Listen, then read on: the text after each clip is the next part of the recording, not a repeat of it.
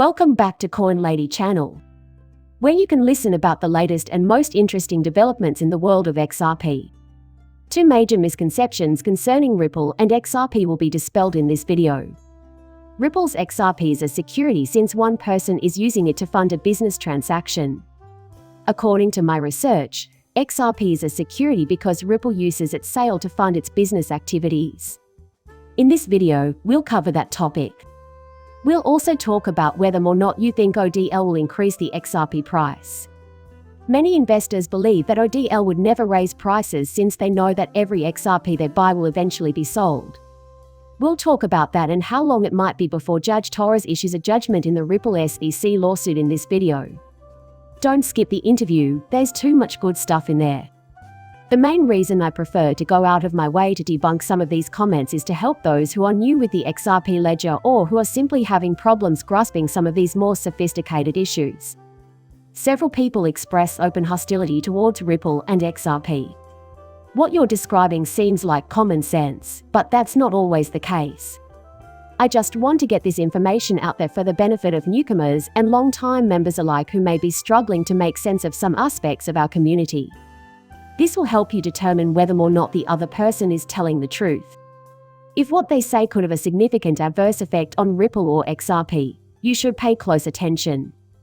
To kick things off, I'd want to bring up one of the most pervasive myths, which was actually tweeted by Jeremy Hogan. According to a tweet by Ripple co-founder Jeremy Hogan, the SEC and the business are in agreement over how XRP sales revenue is used. The question is whether or not the SEC has proven that Ripple and XRP investors entered into an implied or express contract with respect to the latter's investment. XRP is a security since it was offered to the public by Ripple in order to fund the company. One of the most prevalent things I observe is this. This is, of course, not true at all. You might think, well, it does sound dreadful if you aren't familiar with securities legislation. Ripple plans to utilize the funds generated from the token sale to expand its business and convert XRP into a security. Okay, let's put it that way. Ford generates revenue from the sale of autos, which is invested back into the business. That doesn't prove the causes are solid, though. Oil sales are Exxon's main source of revenue. As a result, the oil Exxon sells will not become a security. This is a common but grave misunderstanding. There is no restriction on how Ripple may use the funds generated from XRP sales to fund the company's activities. Only if Ripple sells XRP to investors and those investors are given certain information do we consider it a security. Hey, we've got a special treat in store for you now that you've got this token. Hey, since you possess XRP, we're going to use our company to try to increase its value. We'd like to make you an offer. Every 3 months, we'll pay you a specified amount of money just for holding XRP. By creating a link between the XRP token holder and Ripple, Inc., this would classify XRP as a security. But XRP holders are not affiliated with Ripple in any way. And we can't force Ripple to assist us in any manner. Yeah, it's possible that Ripple, as a company, will increase the price of XRP in the future, but the company has never given us any guarantees to that effect. That is the situation, and we are aware of it. As XRP is decentralized and would continue trading even if Ripple went out of business tomorrow, there is no guarantee that Ripple's success is correlated with the XRP price. This is an important concept to grasp because the vast majority of individuals use forward reasoning to decide whether or not XRP is a security. They put all their eggs in one basket by wondering if Ripple raises the price of XRP. It's possible they do. Indeed, perhaps they do not, either. But XRP price is not tied to Ripple in any official capacity. It's also important to realize that there is no agreement or relationship between XRP and Ripple, and that the two are completely separate entities. Give this some serious thought. Even if Pool were to vanish tomorrow, XRP worth would remain same. You never know what the future holds. Tomorrow Ripples could vanish and the company could suddenly fold, all while SRP is still in circulation. To pretend that SRP provides security for Ripple in this scenario is to create a false relationship that cannot possibly work. The fundamental flaw of this strategy is that XRP is not a security of Ripple. The possibility that XRP may be a security for any asset is really exciting. As I said in the very first days of this channel, it's a safety feature of the XRP ledger. This is the best argument, especially now that XRP is explicitly linked to the XRP ledger. Unfortunately for the SEC, the XRP ledger is decentralized software. After the SEC tried to get around this issue, there was nowhere left to turn. Then they went for Ripple, which they found to be quite comparable to the XRP ledger.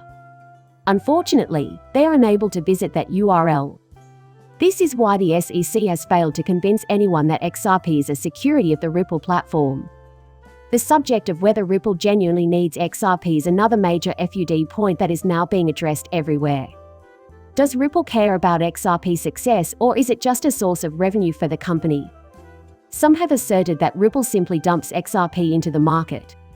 They have no further plans for it besides to bolster their business. They're using XRP for no good purpose. Stephen, you had better make a convincing case here.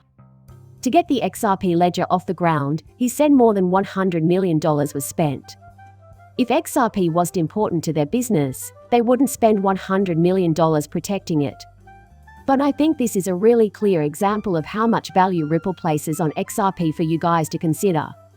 What Ripple is doing without XRP is novel, but ultimately not very impressive. Moreover, Swift 2.0 is in use. I don't consider Swift 2.0 to be an enhanced version of the original language. It's not really dissimilar at all. It's merely an improved version. What Ripple can do, Swift can do better. If Ripple didn't employ XRP, it wouldn't be special in any way. As many Ripple developers worked on the first implementation of XRP, its use is one of the company's defining characteristics. They have expert knowledge of the XRP ledger. Now, the XRP ledger might be used by other companies, but doing so successfully calls for special skills. As the Internet of Value is the technology responsible for Ripple's transformation, it follows that XRP is crucial to the company's survival and growth. Ripple's foundation may be traced back to the XRP ledger. It's what makes Ripple stand out as a company. Ripple will become one of the most influential companies ever because of the XRP ledger. Thus, it is really puzzling to me why certain people are so confident that Ripple doesn't need XRP. They need XRP, obviously. Compared to Ripple, XRP worth is astronomical. Around $50 billion is the total value of all XRP in circulation. Its rival Ripple has never been able to compete. Because it underpins the entirety of Ripple's operations and is related to the concept of a trillion in some way, the ledger is more important than the company itself. This one particularly surprises me because it appears to have been spread within the XRP community. Consistently, individuals have a hard time gauging whether or not ODL will increase the long-term price of XRP. And the number is just trillion yearly. It seems absurd to me.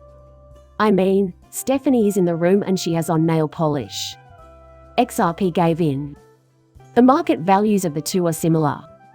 The only valid justification is Elon Musk's tweets on the subject. You don't really believe that, do you, when the world's largest financial institutions and central banks use XRP as a bridge currency? The XRP price will not increase because of that. But the tweet from Elon Musk and the subsequent price spike of Doge make no sense at all.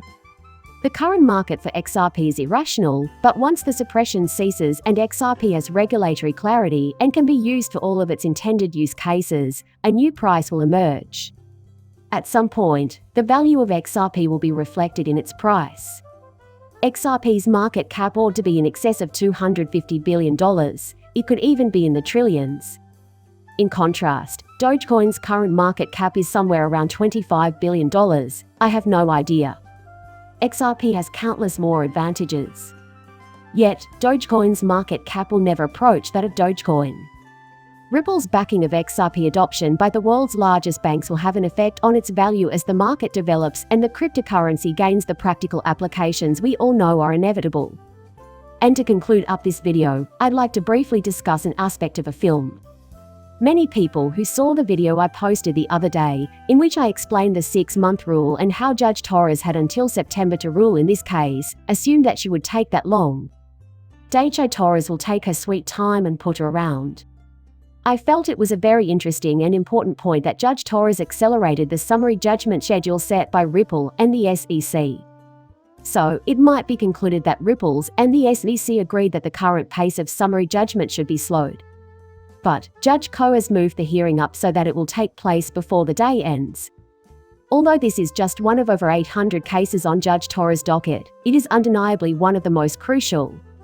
My impression is that she isn't stalling. She has definitely been trying to speed up this operation as much as possible, thus I highly doubt she will wait until September. All of the time lags could be traced back to the SEC according to Judge Torres. Not at all. We should give Judge Torres some breathing room because this is the first time she's been involved in this matter. But as everyone has been saying, it seems like now is the moment to make this decision. The most likely time frame for a decision is late April or early May. That appears to be where the experts' interest is right now. We have no choice but to patiently wait. Nonetheless, I want you to know that none of the delays we've seen so far can be blamed on him. Please consider how the SEC is ultimately responsible for this. Torres deserves no criticism for the delay. Thus, I value your presence here very much, gentlemen. I trust you found this update interesting. If you did, please leave a like and subscribe. Right now, it means a great deal to me.